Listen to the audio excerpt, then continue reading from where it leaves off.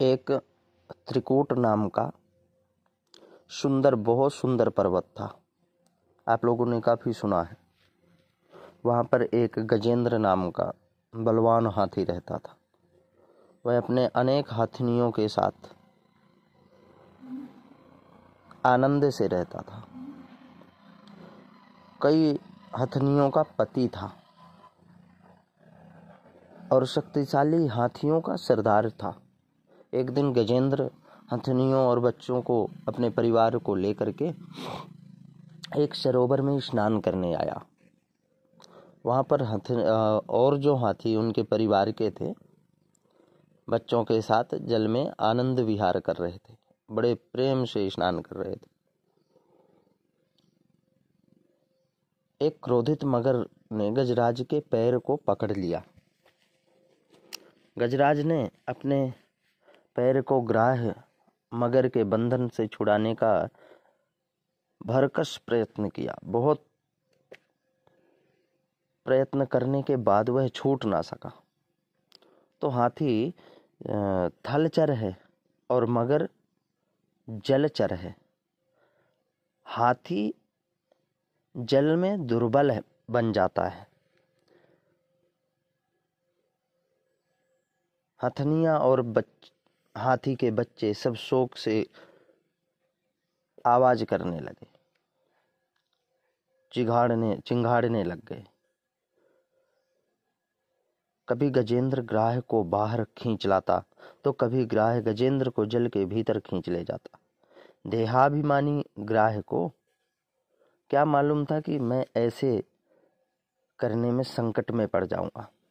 संसार ही सरोवर है, जीव ही गजेंद्र है और काल ही मगर है। संसार के विषयों में आसक्त हुए जीव को काल का भान नहीं रहता, ध्यान नहीं रहता, स्मरण नहीं रहता। जिसको काम मारता है उसको काल भी मारता है। मनुष्य कहता है कि मैं काम सुख का उपभोग करता हूं। यह बात झूठी है। काम मनुष्य का उपभोग करता है और उसको निर्बल बना देता है। जब काल समीप आ जाता है ना, उस समय घबराना नहीं चाहिए, बल्कि भगवत स्मरण में लग जाना चाहिए। जब काल आकर पकड़ता है तब ना पत्नी छुड़ा सकती और ना ही पुत्र छुड़ा सकते, ना सगे संबंधी छुड़ा सकते, कोई नहीं छुड़ाता। उस समय अपना कर्म ही और भगवत स्मरण ही साथ देते हैं। गोलोकवासी श्री पूज्य राजेश्वरानंद जी महाराज कहा करते थे कि साथी है मित्र गंग के जलबिंदु पान तक, अर्धांगनी चलेगी केवल मकान तक, परिवार के सब लोग चलेंगे स्मशान तक, बेटा भी हक निभाएगा तो अग्निदान तक, उससे तो आगे भजन ही है साथी और हरि के भजन बिन अधूरा रहेगा। भजन के सिवा फिर कुछ जाता नहीं। शरीर के साथ ये जीव आत्मा आती है ना। जन्म होता है तो शरीर भगवान देते हैं इस आत्मा को, लेकिन जब जाते तो ये पंचतत्व में विलीन हो जाता है। ये शरीर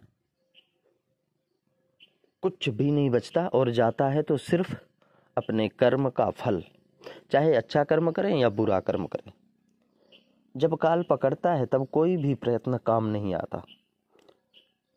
मगर के मुख से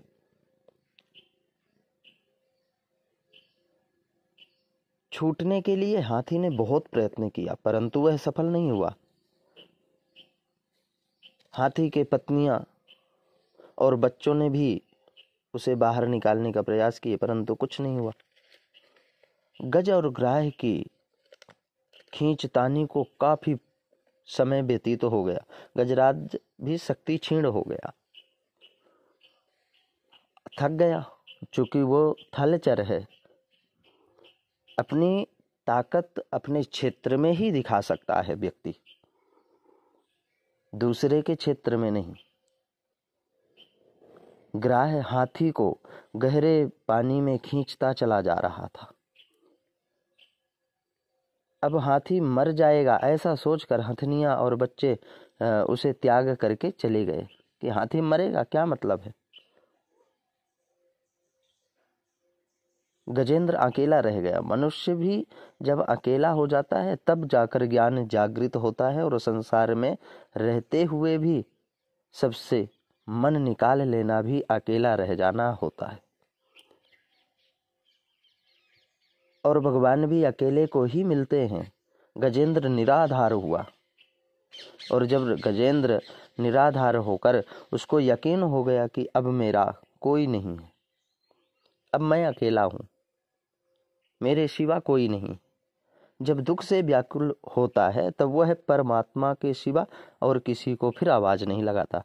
देख लेता है कि अब मेरा परिवार, रिश्तेदार, सगे संबंधी, मित्र, ये अब मेरा कोई साथ नहीं देंगे, तो फिर भगवान, लास्ट में फिर भगवान याद आते हैं।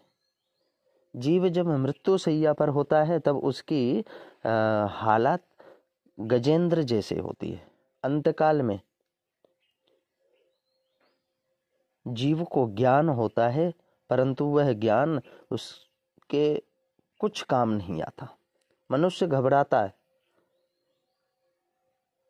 और सोचता है कि मैंने मरने की कोई तैयारी नहीं की, अब क्या, मेरा क्या होगा। परमात्मा को प्रसन्न करने से बेड़ा पार होता है। यह गजेंद्र पशु होकर भी, हाथी होकर भी परमात्मा को आवाज देता है। गजेंद्र जब अकेला हो गया तब उसे यकीन हो गया कि अब ईश्वर के सिवा मेरा कोई नहीं है। ईश्वर के आधार के बिना जीव निराधार है। जिनके लिए सारा जीवन परिश्रम किया जाता है, मेहनत किया जाता है, खून पसीना बहाया जाता है, दिन रात मेहनत की जाती है, वे अंत में छोड़कर चले जाते हैं। अंतकाल में पछताना ना पड़े, इसलिए आज से ही श्री हरि का स्मरण करना चाहिए। जब गजेंद्र बहुत व्याकुल हो गया तब वह भगवान नारायण देव की स्तुति करने लगा। गजेंद्र मोक्ष, गजेंद्र स्तुति बहुत अच्छी है श्रीमद् भागवत में। गजेंद्र ने जो स्तुति की उसकी बड़ी महिमा है। भगवान से प्रार्थना करने पर जीवन और मरण सुधरता है। हे जगत के स्वामी, मैं आपको नमस्कार करता हूँ। सारा जगत जिसमें स्थित है, जो विश्व के कार्य कारण सब कुछ होते हुए भी इससे पृथक है, मैं उस नारायण को नमस्कार करता हूँ, प्रणाम करता हूँ, जिसकी दृष्टि सदैव से सब पर और सब को देखती रहती, सब पर कृपा करती रहती, जो सब कुछ नष्ट हो जाने पर भी विद्यमान रहते हैं। उस ज्योति स्वरूप भगवान को मैं नमस्कार करता हूँ, प्रणाम करता हूँ। जो जन्म कर्म नाम रूप गुण दोष से पृथक होते हुए भी, अलग होते हुए भी, दूर होते हुए भी विश्व की सारी सृष्टि और उसकी रक्षा हेतु तो सब कुछ स्वीकार करते हैं। जो सर्वत्र व्याप्त है, असत में भी सत स्वरूप विद्यमान रहते हैं, उन्हें कोटि कोटि प्रणाम करते हैं। मेरे समान शरणागत पशु के भी रक्षक हैं, उन अंतर्यामी परम पशु के भी रक्षक प्रभु को हम प्रणाम करते हैं। उस अंतर्यामी परम प्रभु को मैं नमस्कार करता हूँ, जिनकी आराधना करने से भक्तजन अर्थ, धर्म, काम, मोक्ष चारों पुरुषार्थ, चारों पदार्थ प्राप्त करते हैं। जो गुण और संसर्ग से पृथक है, जिन्हें जीवन मुक्ति मुमुक्ष जन भजते रहते हैं, वे ही प्रभु मेरी रक्षा करते हैं। जिस प्रकार सूर्य की किरण सूर्य में अग्नि की लपटें अग्नि में ही समा जाती हैं, उसी प्रकार यह सारा जगत उन्हीं से उत्पन्न होकर उन्हीं में समा जाता है। वे ही परमात्मा अक्षय ब्रह्म मेरी रक्षा करें। हे नारायण गोविंद, हे नाथ आप शीघ्र पधारे। मैं दीन हूँ, काल हूँ और मैं दीन हूँ, काल के मुख से मुझे मुक्ति प्रदान करें। गजेंद्र की प्रार्थना सुनकर भगवान गरुड़ पर बैठकर आए। भगवान को आते हुए देखकर गजेंद्र ने सरोवर से एक पुष्प लेकर